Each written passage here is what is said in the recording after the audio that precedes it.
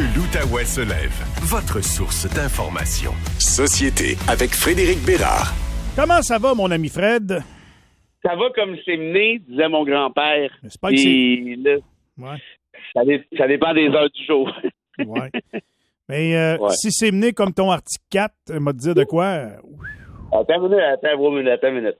Manix m'a confirmé que c'était fort probablement un Bearcat. Et non. Tu as dit l'autre fois que non. J'ai trouvé c'est quoi le type de motoneige en fin de semaine. J'ai fait mes recherches, j'ai fait des comparaisons. Ton skidoo, ta motoneige, c'est une Arctic 4 2015 Lynx F2000 SLE. C'est une machine. J'ai absolument aucune idée de quoi tu me parles, mais bon, c'est-tu bon, ça, ou c'est pas bon? C'est très bon. C'est très, très bon. Oui? Oh oui, c'est très bon. Sauf que, s'il reste à savoir si c'est un fan cool ou un liquid cool. C'est une autre affaire, on règle ça à l'extérieur des ondes. Tu comprends-tu? Ouais. Oui, je comprends très bien, oui. C'est comme toi, mettons, quand t'as chaud. Aimes-tu mieux te tremper dans le liquide ou bien c'était mieux prendre un ventilateur? C'est à peu près la même chose. Ton moteur, quand il a chaud, est-ce qu'il est refroidi au liquide ou il est refroidi à l'air? OK, puis refroidi parce que c'est moins 40, ça compte-tu? Ou? Ça chauffe quand même un skidoo quand ça tourne à 7000 tours minute, tu comprends? OK. Fait que tout est là-dedans. Non, je t'expliquerai ça devant une consommation ou deux. On va avoir du fun avec ça. Une chaude ou une froide. Bon, parlons de la course à la direction du Parti libéral du Québec. Qu'est-ce que tu as envie de nous dire là-dessus? Ben, écoute, là, évidemment, c'est un peu le sujet de l'heure.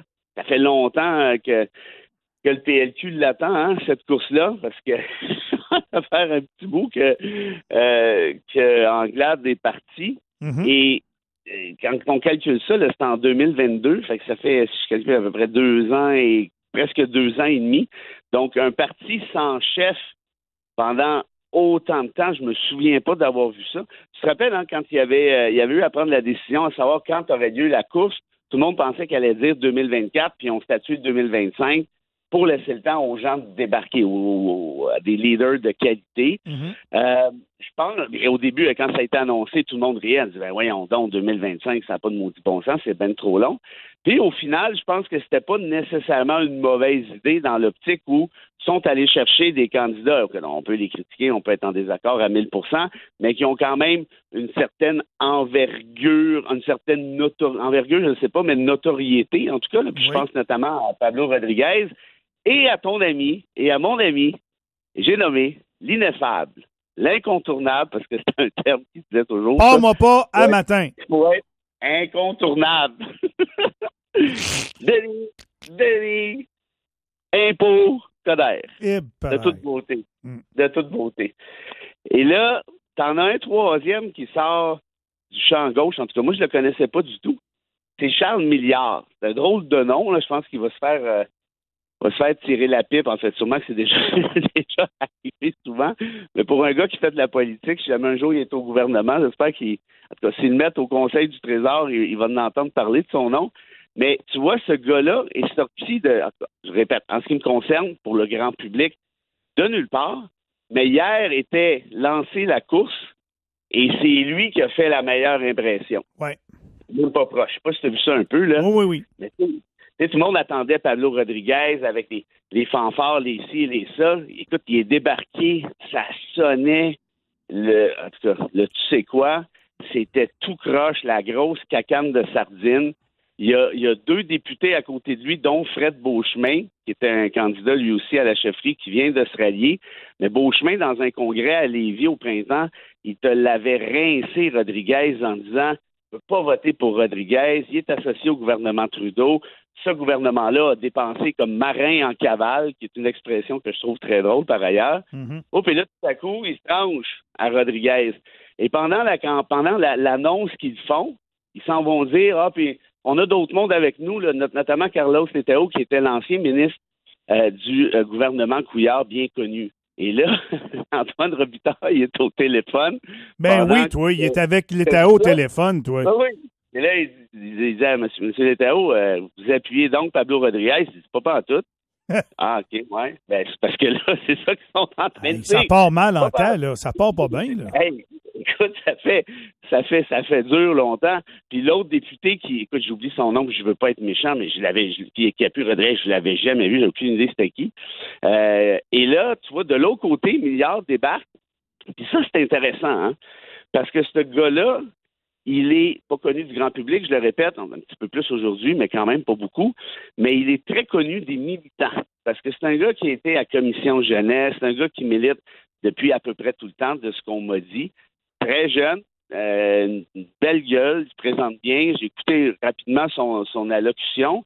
Et il débarque avec Raymond Bachand. Il est un ministre quand même pas mal important, hein, pour les libéraux pendant longtemps. Puis André Fortin.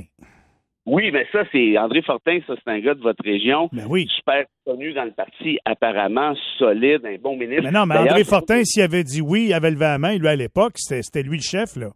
Ben, c'est ce qu'on m'a dit aussi. Oui. Puis Fortin, c'est un des meilleurs parlementaires qu'on a à l'Assemblée nationale. Tout à fait. Partis confondus. Tout à fait. Ça, moi, j'adore ça. Quand je vois des bons parlementaires, Pascal Paradis pour le PQ et autres, t'en veux des brillants comme ça. On en a besoin en politique, peu importe les Mais Milliard, il n'est pas piqué des verres non plus, là. C'est un homme aguerri. C'est une personne qui a des contacts dans tous les milieux d'affaires. C'est ce que j'ai compris. Puis, oui. Écoute, où ça va devenir compliqué pour Rodriguez, il y a deux affaires. Un, Rodriguez, c'est pas un gars grassroots, comme on appelle. C'est pas un gas de racine PLQ. Il a milité là, je pense que ça doit faire 35 ans ou à peu près.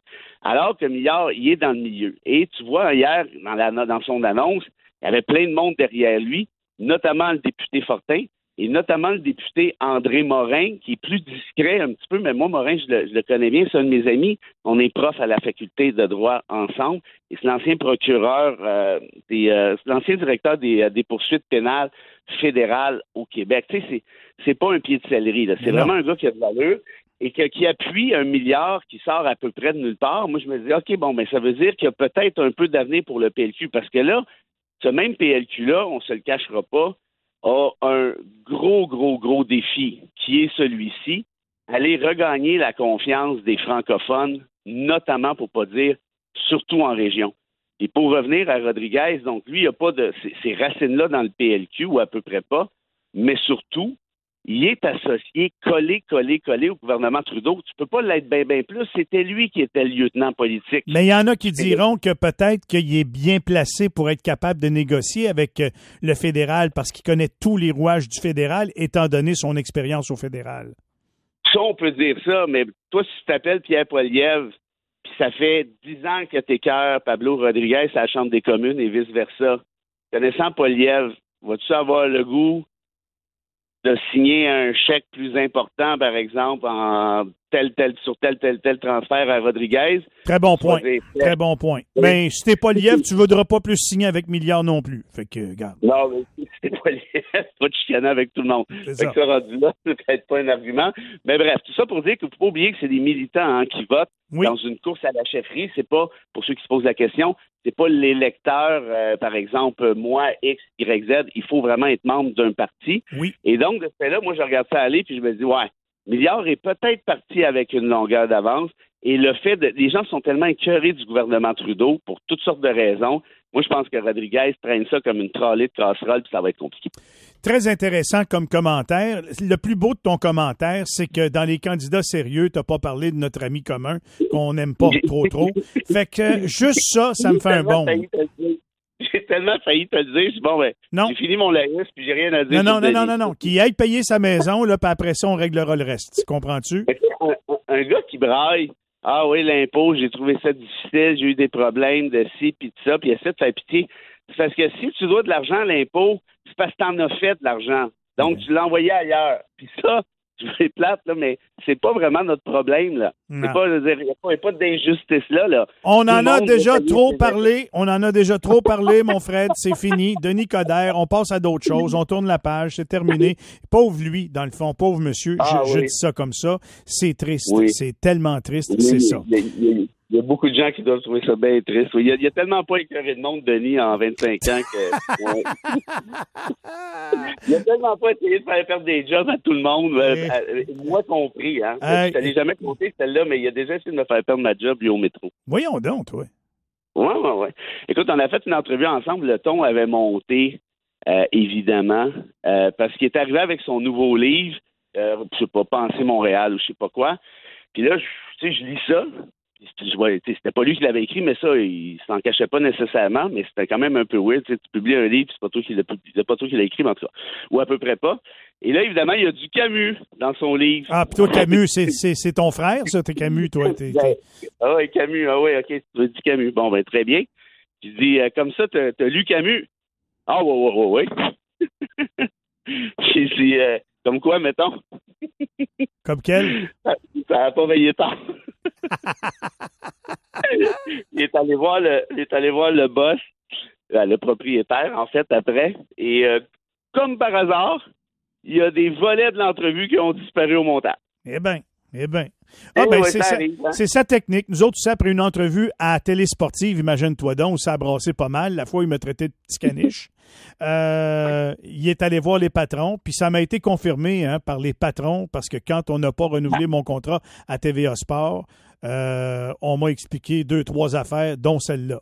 Fait que Denis Coderre est allé faire des braillages dans les bureaux pour que je quitte l'entreprise et c'est ce qui s'est passé. Fait que ça me fait bien plaisir de vous le dire un matin à radio. De toute façon, c'est pas le monde qui nous... Ben quoi, qu'il y en a quelques-uns qui sont membres du Parti libéral qui vont voter, mais il n'est pas, d'après moi, dans les figures de tête au niveau du parti. Fait qu'on peut bien se payer la traite aujourd'hui. On s'est d'ailleurs assez payé la traite. On a déjà assez perdu de temps sur lui. Je te demande une seule citation ce matin, mon Fred, parce que j'ai du stock important qui s'en vient tout de suite après la pause.